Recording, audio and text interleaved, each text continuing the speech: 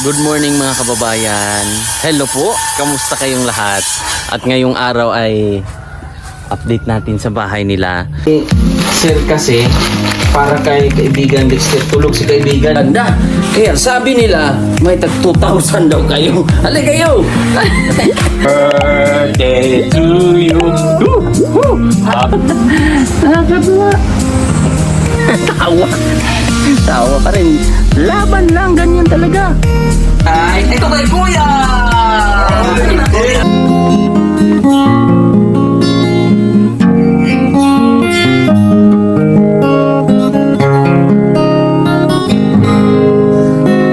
Mula na makilala. So, ayan na, meron na tayong tubular.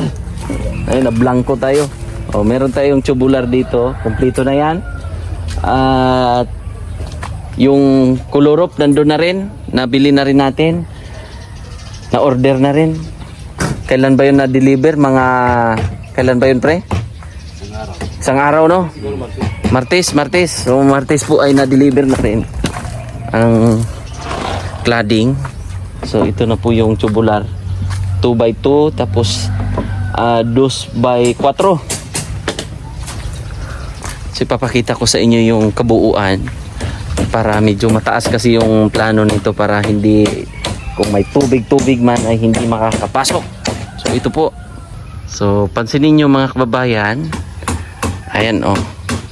So, yung pinakalupa ay nandyan. So, 4 na patong mula dyan sa pinaka binutasan nila, yung pinaka pundasyon. So, yun po yung forma niyan.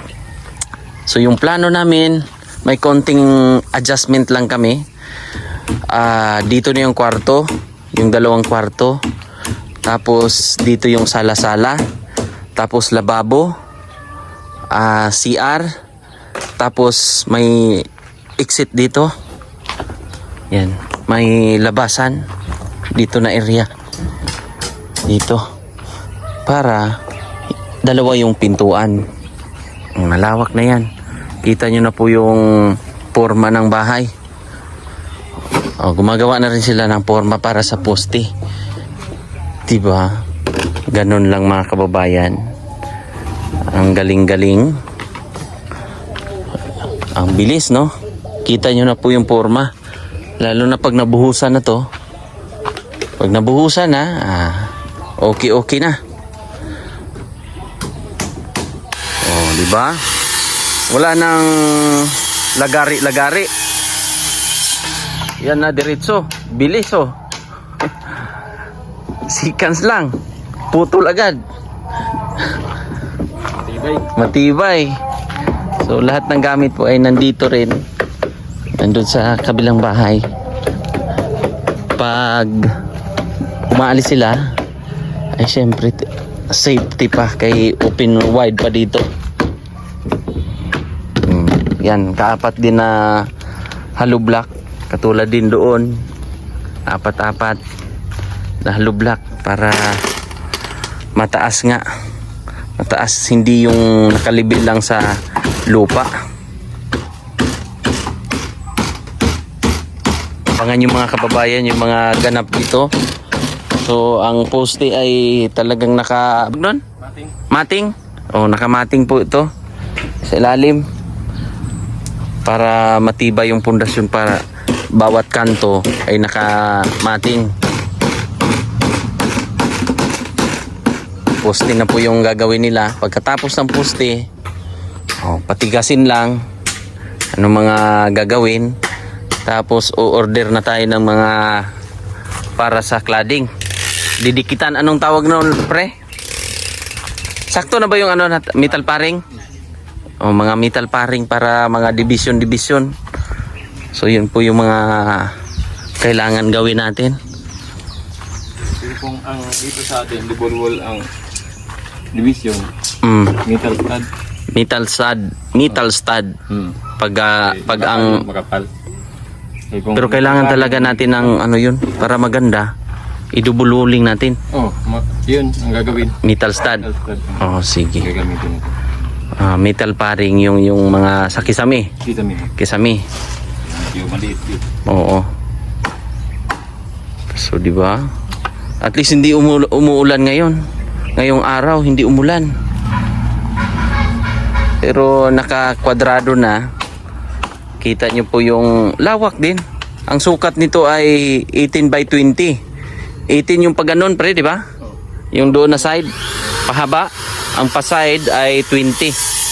Oh, yun na po, oh. Thank you, Sir Efren, oh. Seconds lang. Putol agad. Oh, tapos meron ding gumagawa dito sa kabila. Kasi yung resort, oh, may resort kasi dito sa gilid. Gagawin tong resort. So gumagawa sila ng banghouse. Oh, yung mga tao dyan, oh. Maganda ang pwesto ni Kuya Rodel dito. Pwede siyang taga-parking, no? Pwede taga-parking si Kuya. Joke lang. Hindi natin pababayaan si Kuya. Kuya Rodel.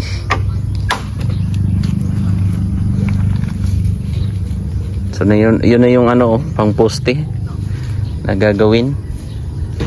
Sinit up na nila para mabuhusan na, patitigasin na lang yan.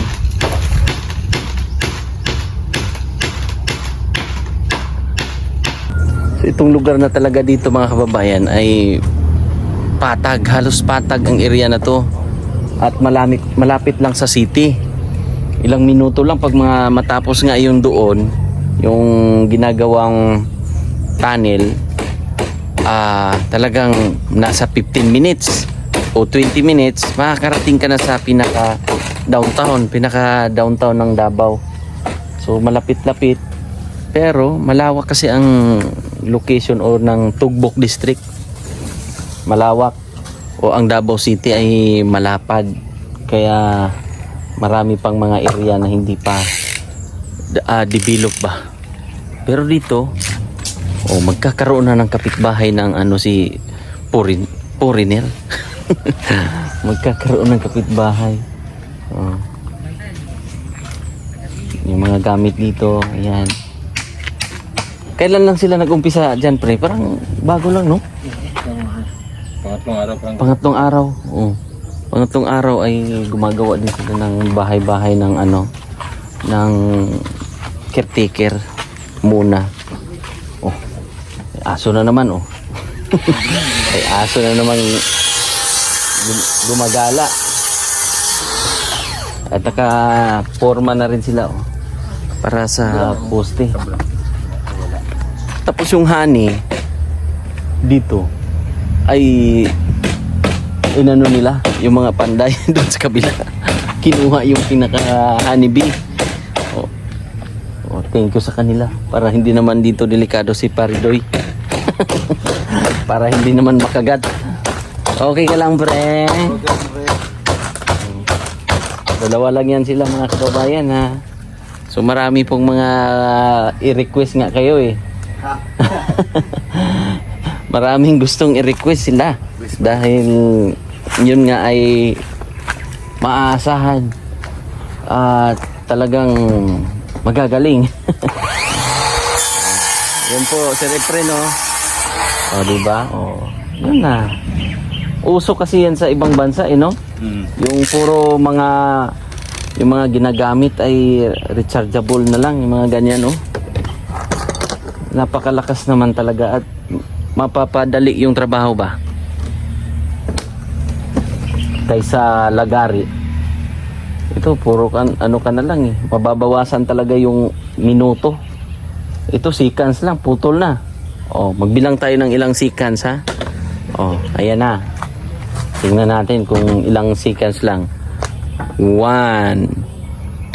2 3 4 5. Putol na.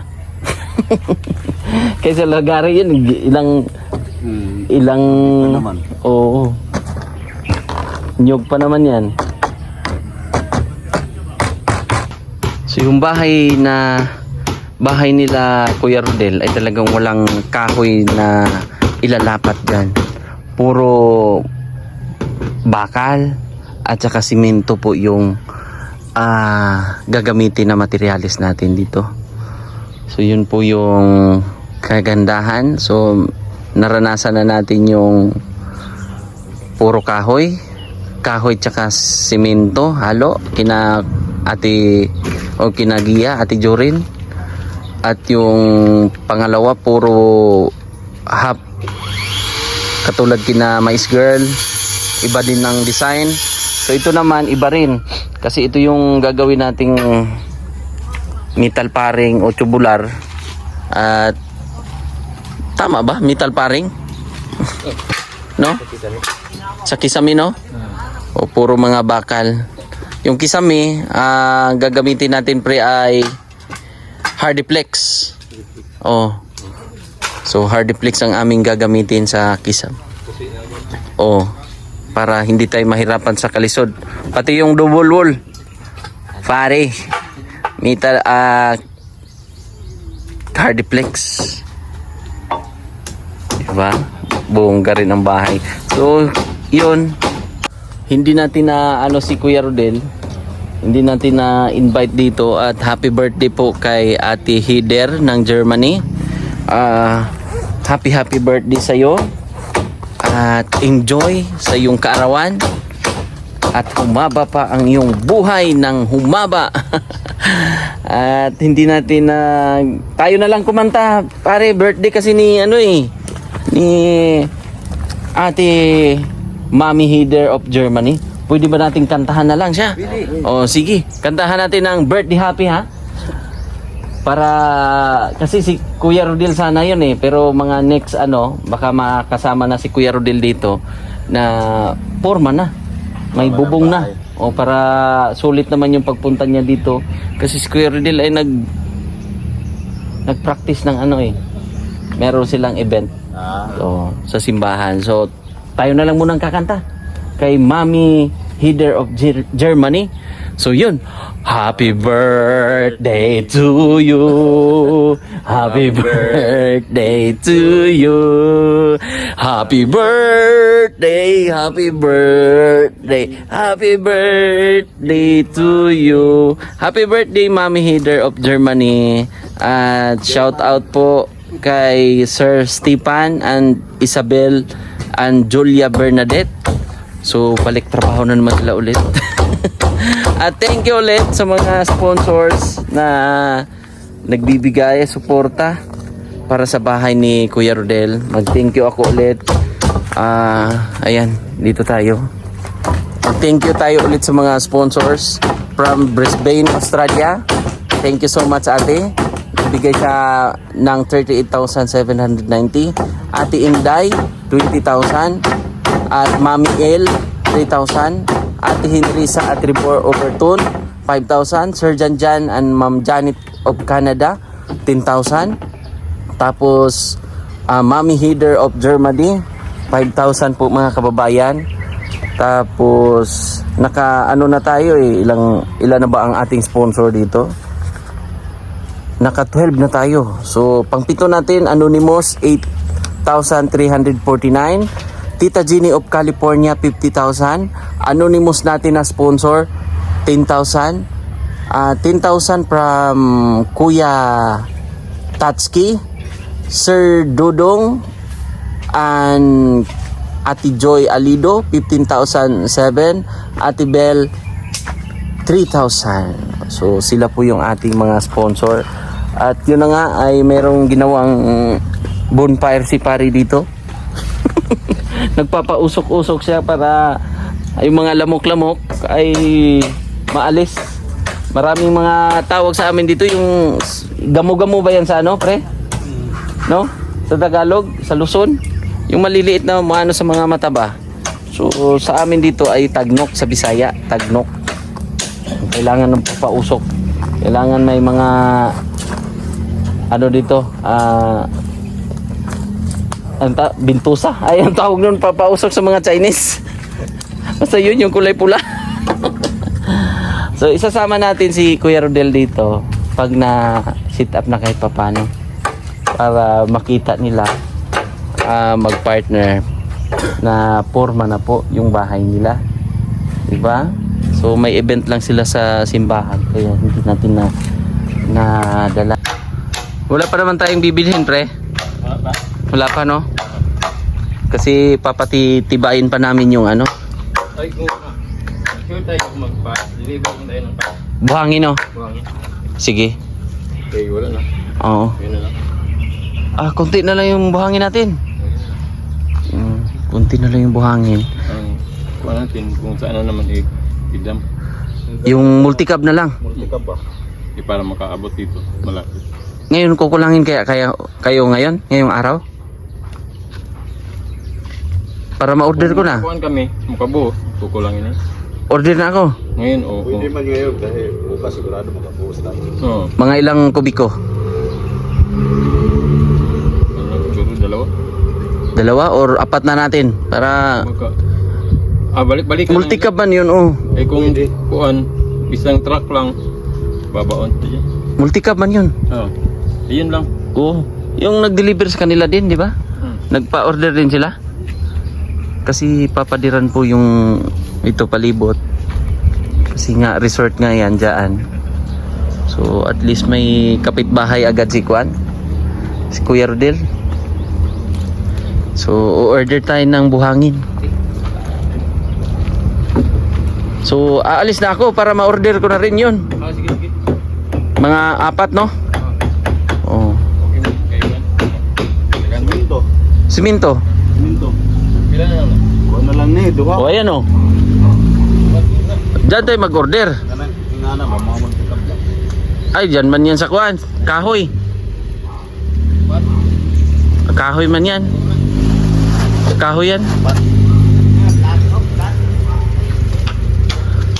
Plat ang kuan, ang kagwapo.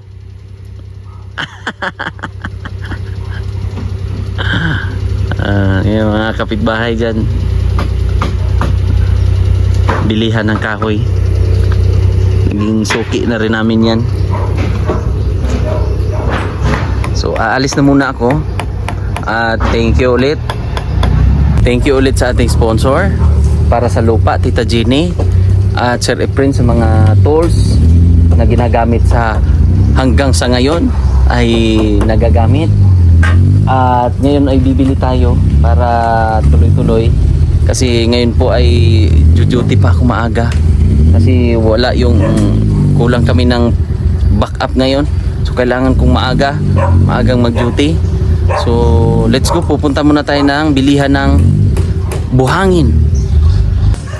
Wala si Busing dito. Bibili pa sana ako ng ng buhangin. Per kilo pa naman yung hasmin dito na wala eh. So ganihara ni lakaw? Kanina pa raw eh. So ito yung suki ko sa kasi dito may multicab, makakapasok yung buhangin paloob. May mga multicab sila, isang dam sana. May cellphone number? May cellphone number? Si Busing? Boss, pwede mo nga yung number ni Busing? Cellphone number ni Busing? Kuha ka? Oo. Para tawagan ko na lang. Magkano per kilo ng buhangin? Per kilo. Per kilo? Cubic pa naman. Cubic pala. Nagulat siya. Parang bigas, no? Kay per kilo. Oo. Kunin ko na lang yung number. Miskin tag G's lang ang kilo, wala na. Talo, no? Talo na. Talo na ang nag-order. Ang bigat eh. Oo. Sige, kunin ko na lang mga kababayan at didiretso na ako ng salon para makontak. Talagang sinuwerte tayo ngayon at dumating si Sir. Ayun. Busing! Long time no see! Ay si Busing. Order ko! Order ko ng kuan ba? Buhangin, kursan. O dito sa likod katong may gihimo nga resort. Katong katong dito sa likod ba? Ano yung resort? Oh, na-resort ito. So ito yung suki natin eh. Pugi-pugi oh. Hello, morning. Good morning. Yun nga eh, sinabi natin kanina eh. Magkano per kilo boss sa ano? Kursan? Per cubic. Lo. Yun. Basto si Ine. Yung bata binato yung yero. Magkano per kilo boss? Per cubic, 850 lang dito. Saka yung yung hollow block natin, 11 lang, pre-delivery na. Free delivery na. Walang per kilo. So bali 4, magkano yun boss? 4 na cubic. Buti na lang. Akala ko hindi na natin maabutan eh. At aalis na sana tayo. So yun. Magbabayad lang tayo. Si Busing ang may-ari. So yun po. Bye-bye Busing. Bye-bye. Thank you. Thank you so much po sa mga sponsors, sa mga viewers. God bless po. Bye-bye.